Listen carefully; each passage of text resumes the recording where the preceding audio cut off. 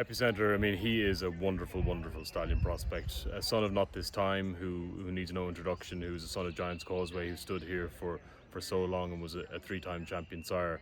Epicenter himself, I think you're right, he was the best. Well, he was the Eclipse Award winning 3-year-old of his year, won the Louisiana Derby and was arguably an unlucky second in the Kentucky Derby before going on to win the Travers Stakes.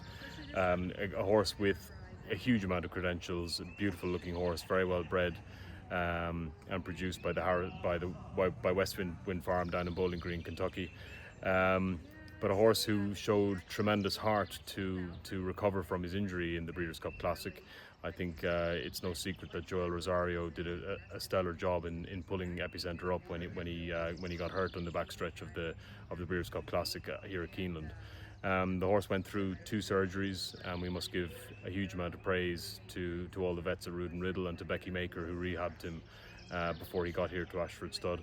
But I think it's no secret that Epicenter must have an amazing mind, because to go from running in the Breeders' Cup Classic and being at the peak of fitness to having to go through 2 surgeries, life-saving surgeries, to save him as a stallion prospect. You know, he went through quite a long rehab, but he never missed a beat. He retired here to Ashford Stud the following February and covered a full book of mares here. So he's a horse that handles adversity. He handled his racing career with aplomb, and he handles his second career equally as well. He's been very popular here at Stud and made that recovery in his first season at Stud here 3 years ago. He didn't miss a beat. Once he retired, he was a horse that he must be very intelligent, because he handled the rehab very, very well, and then took on his new job of covering mares and being a stallion equally as well. So a horse we're very proud of, and if his progeny can show the same resilience, the same mental fortitude, I think he'll be a horse that we'll be talking about and looking at in pedigrees for a long time to come. And no lingering effects or anything from the injury? No, he lives a completely normal life. He, like the rest of the stallions, he's on the same schedule. He goes out in his paddock every morning for 3 to 4 hours. He comes in and covers his mares like a normal stallion does. So luckily enough, no, he lives a completely normal life.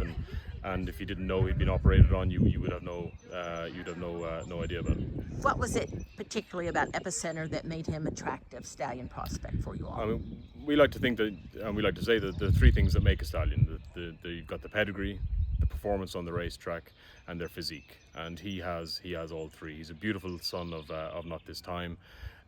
He obviously, in a horse that was a Louisiana Derby winner and second in the Kentucky Derby, and then winning the Travers, he was a horse that had all the credentials you could want, and he comes from a very good family as well. So, you know, he has those ingredients, and now it's up to us to try and make him as successful a stallion as we can.